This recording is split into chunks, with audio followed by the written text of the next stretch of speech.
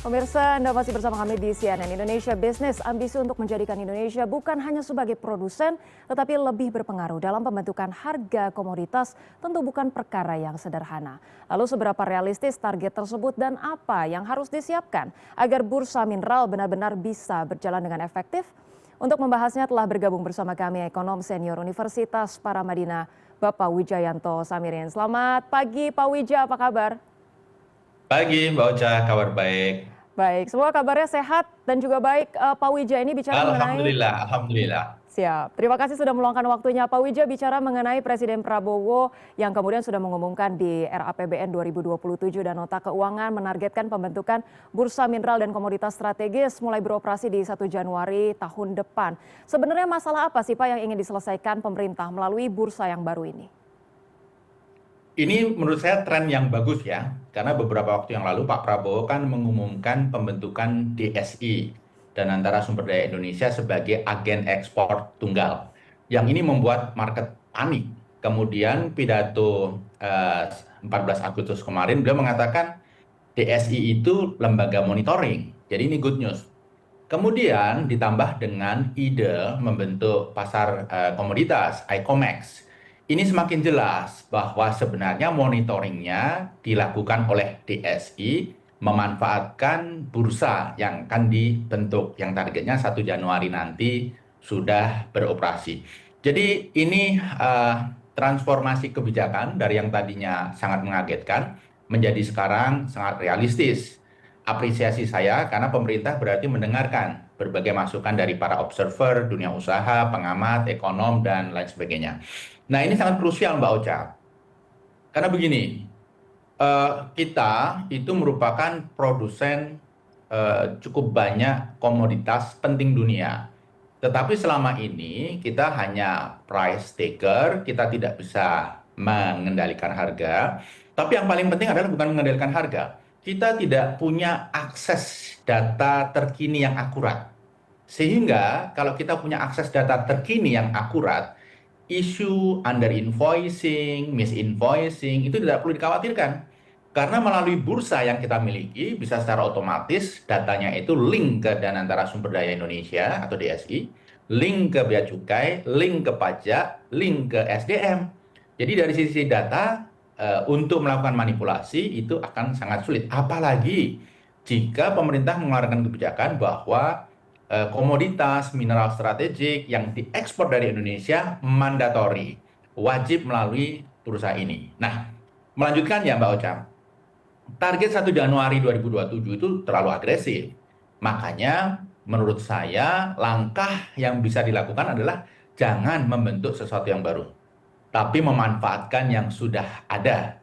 Karena yang sudah ada pun sebenarnya sistemnya cukup bagus. Kemudian untuk beberapa komoditi sebenarnya sudah mulai dilirik dunia. Jadi jangan memulai sesuatu yang baru. Sangat sayang, memanfaatkan saja yang sudah ada, dikombinasikan dan diperkuat.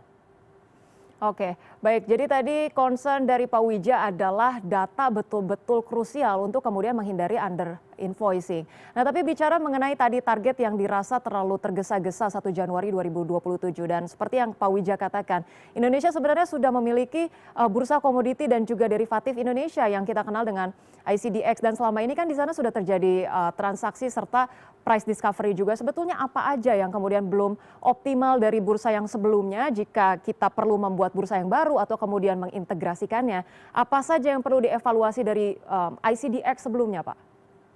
Ya, sebelum ke sana ya Mbak ya, kita cover under invoicing dulu karena ini sangat krusial.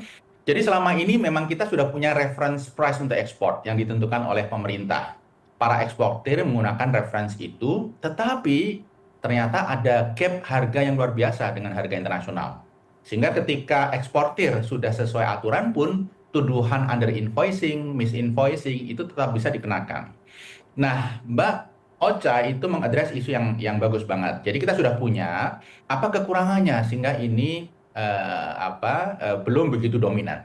Begini, bagi suatu bursa untuk menjadi dominan itu perlu waktu. Dan kita tahu ICDX ini masih baru. Kemudian karena tidak ada mandatori dari pemerintah, hanya sebagian saja ekspor kita yang dilewatkan ICDX ini. Bayangkan Mbak Ocha, ketika pemerintah kemudian memutuskan ICDX ini akan dijadikan platform dan antara masuk sebagai pemegang saham. Kemudian seluruh ekspor mandatori harus dilewatkan ICDX. Ini akan menjadi influential. Bayangkan, sekarang kan baru Timah dan CPO yang lewat ICDX. Itu pun tidak 100% lewat sana, hanya voluntarily.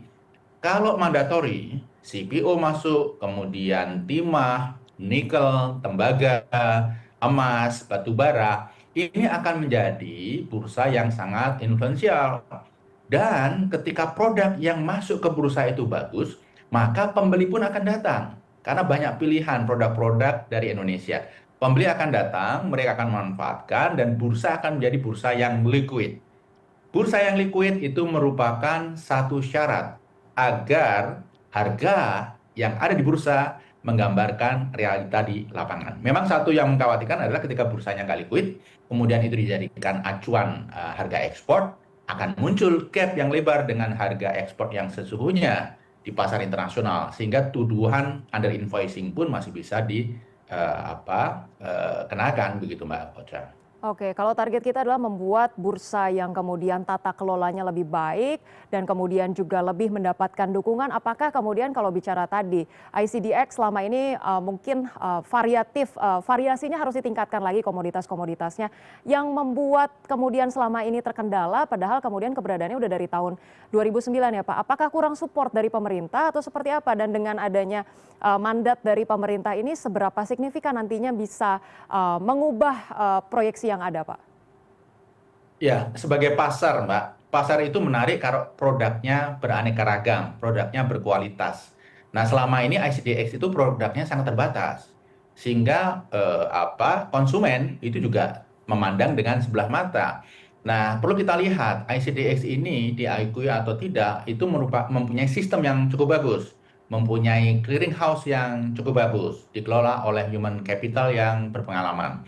Jadi sayang kalau ini kemudian tidak dimanfaatkan. Menurut saya ini perlu dilanjutkan sehingga bursa komoditas yang nanti akan digagas oleh Pak Prabowo itu tidak perlu mulai dari nol, membangun kredibilitas, membangun pengalaman, tapi sudah memanfaatkan apa-apa yang selama ini didapatkan oleh ICDX. Dan barangkali catatan saya untuk ICDX adalah masalah transparansi aja yang perlu didorong. Misalnya siapa sih sebenarnya pemegang saham ICDX? Selama ini masih abu-abu. Ke depan ketika pemerintah menjadikan transaksi melalui ICDX ini mandatori atau kita sebut namanya misalnya ICOMEX begitu.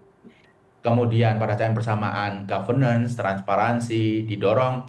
Saya rasa ini hanya masalah waktu saja kalau bursa kita akan menjadi bursa yang influensial. Bayangkan selama ini bursa Singapura lebih influensial, padahal mereka tidak punya produknya. Bursa Malaysia lebih influensial, padahal produk kita lebih banyak daripada produk yang diproduksi oleh Malaysia sendiri. Bahkan Rotterdam, Belanda yang tidak mempunyai produk CPO, tidak mempunyai produk timah, mereka menjadi referensi dunia. Saya rasa yang perlu kita dorong terus adalah supaya pemerintah melakukan ini dengan cara yang proper, jangan salah langkah, manfaatkan apa yang sudah ada. Daripada kita punya 2 bursa yang kecil-kecil, mending kita punya satu tetapi yang solid, yang kredibel, yang produknya bervariasi. Baik, apakah kemudian ini artinya rekomendasi dari para ekonom dan juga yang ideal sebetulnya adalah mengintegrasikan apa yang sudah ada dengan inisiasi pemerintah dan nantinya jika kemudian sudah terjadi secara ideal, Pak Wija, dampak positif apa saja sih yang bisa Indonesia peroleh secara signifikan? Mbak, jadi kalau menurut saya kita nggak punya pilihan. Kalau targetnya 1 Januari ya, nggak punya pilihan kecuali melanjutkan yang sudah ada di rebranding saja, di restrukturisasi. Namanya mungkin diganti ICOMEX atau apapun. Kalau kita sudah mempunyai bursa yang kredibel, yang liquid, beberapa manfaatnya yang pertama jelas masalah under invoicing, misinvoicing itu sulit dilakukan. Kemudian yang kedua integrasi data. Data yang dimiliki oleh ESDM, Bea Cukai, pajak, dan antara sumber daya Indonesia itu sama. Sehingga tidak ada lagi perbedaan data seperti yang selama ini muncul. Kemudian yang tidak kalah penting adalah kita akan bergeser dari price taker menjadi price setter.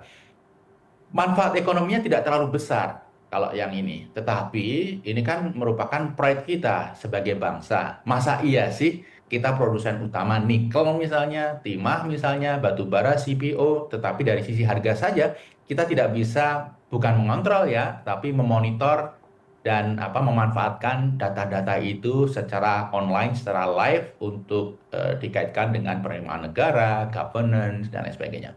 Oke, baik Pak Wija, waktu kita cukup terbatas. Mungkin satu pertanyaan singkat saja Pak Wija. Kalau bicara mengenai target beberapa bulan mendatang akan kemudian direalisasikan, seberapa optimis Pak Wija dengan bursa kita yang digadang-gadangkan oleh Presiden ini? Karena kita kan ada benchmark sejumlah bursa mineral dan komoditas yang sudah mapan dari luar negerinya. Apa saja kemudian faktor-faktor keberhasilan yang perlu kita kedepankan agar kemudian target jangka panjangnya tadi, referensi harga acuan Indonesia bisa betul-betul terwujud? Ya, Mbak, kita nggak perlu khawatir dengan LMI misalnya atau bursa yang ada di Amerika misalnya, karena produk-produk yang mereka miliki di sana adalah dan standarnya internasional. Produk-produk kita spesifik sehingga seringkali tidak tercapture oleh pasar itu. Jadi Icomex kita ini nanti fokus kepada produk-produk Indonesia spesifik dan apa yang ditransaksikan itu sesuai dengan kondisi yang sesungguhnya. Karena produk apakah itu batu bara, kemudian emas, dan lain sebagainya, antar negara itu ada perbedaan. Dan ketika kita mempunyai pasar tersendiri, akurasi informasi itu lebih terjaga. Kemudian yang kedua, supaya ini sukses, menurut saya lanjutkan yang sudah ada. Langkah pertama, Danantara masuk ke ICDX sebagai pemegang saham, misalnya 30%. Jangan terlalu besar, karena kalau terlalu dominan, investor juga akan concern. Kemudian perbaiki sistemnya, kemudian pada saat yang bersamaan, mandatori kepada produk-produk tertentu, gradual, diwujudkan. Dimulai dari CPO, kemudian timah, kemudian batu bara, nikel, itu saya rasa 4-5 yang utama. Kemudian baru mulai lagi ditambah dengan tembaga, lalu gas, kemudian bisa juga masuk di situ emas. Saya rasa dengan modal 6 atau 7 komoditas utama kita, pasar kita ini akan menjadi pasar yang menarik. Tetapi tidak boleh ditinggalkan adalah bagaimana governance, transparansi, human capital yang memanage pasar ini nantinya dijaga kredibilitas dan integritasnya. Baik, optimisme dari Pak Wija mengenai bursa mineral dan juga komoditas strategis tidak perlu memulai sesuatu yang baru, tinggal melanjutkan apa yang sudah ada. Tadi kuncinya ada pada transparansi dan juga tata kelola terkait dengan governance-nya sejauh apa bisa kemudian diwujudkan oleh pemerintah dan tentunya harapannya melalui komoditas-komoditas unggulan kita. Kita tidak perlu khawatir untuk kemudian bersaing dengan bursa-bursa mapan yang ada di kancah internasional. Terima kasih banyak Bapak Wijayanto Samirin, ekonom senior Universitas Paramadina sudah bergabung bersama kami di CNN Indonesia Business. Sampai berjumpa kembali, salam sehat Bapak. Makasih Mbak.